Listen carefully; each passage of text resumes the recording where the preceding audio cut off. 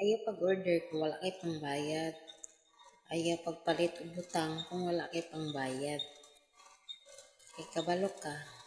Luoy kayo ang hassle kayo sa seller or hassle kayo sa mga delivery driver. Namog pinakita sa story lang ito. Namog pinakita ganina ba, nag-scroll ko pinakita sa group.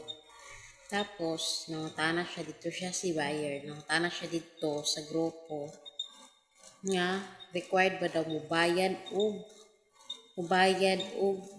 amount kung i-cancel lang yung gi-order. Kasi nag-order siya o mga pagkaon like bilao ganun. O yung gi-order. So, daghang kinag-comment dito. So, na-embering ko. So, nag-comment sa dito. Anak nga, oo, required yun mo magbayad ko kasi ang post niya kasi required ba daw niya magbayad og 300 pesos nga ga-order daw siya og bilao sample order siya bilao dayon wa daw niya gi-cancel same day bot niya pasabot nag-order siya example karon order siya karon tapos gi-cancel niya mga siguro taod-taod di pud niya gi-cancel. So ana siya kung required ba daw mabayan. So ana pud ko kung napalitan niya ang mga ingredients kay bilao man. So required niya mobayad. Kay siyempre haso sa tao kung ginamalit na dito ingredients di ay so namasahe pa to siya. Namasahe pa to ang seller. Namasahe pa to ang orderan. Dapat kung order ka nga wala manggaling kay kabayad. Example ka order ka karong oras ay example 11:56 og i-cancel nimo mga 1 minute. Okay pa madawat pa to. Pero kung dugay taon-taon na gali nga cancel nimo kay lagi na kay lakaw niya ugma na ang delivery. Siyempre ugma gud ang delivery di dali pud to ang seller og palit sa mga ingredients kay para maluto ang imong order, di ba?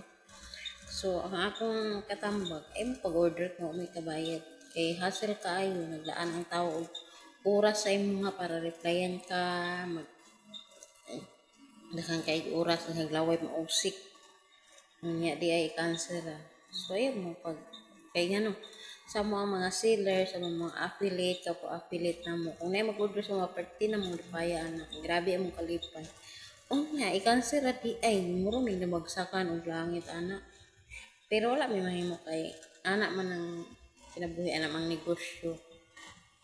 Pero, siyempre, example, ikaw daw kuno example, nag-cancel ka. Example, na-deliver na. Pareho sa mga rider na-deliver na tayo yung gi-cancel nimo siyempre nasa ibalay no cancel nimo kay pabalikon pa nimo ugma kay walay kwarta o di ba grabe ka hassle pabalik-balikon pa ang tao pasahe or tubil siyempre mga rider free na sa tubil pero ang kahago sa tao kainit o di ba tapos i-cancel nimo so imbis na na-apply commission ato kay na-rate sa ilaha og 5-star ana saan man nila pagkuan hassle kaayo basta ni ana maunang mag-order mo siguro ana kwarta na ikabayad og dili gyud i-cancel kay hassle tanan hassle oy kaayo ang mga seller affiliate og rider tanan hassle maunang sure lang jud mag-order no mag-order o di magiging malikayan may kwarta pero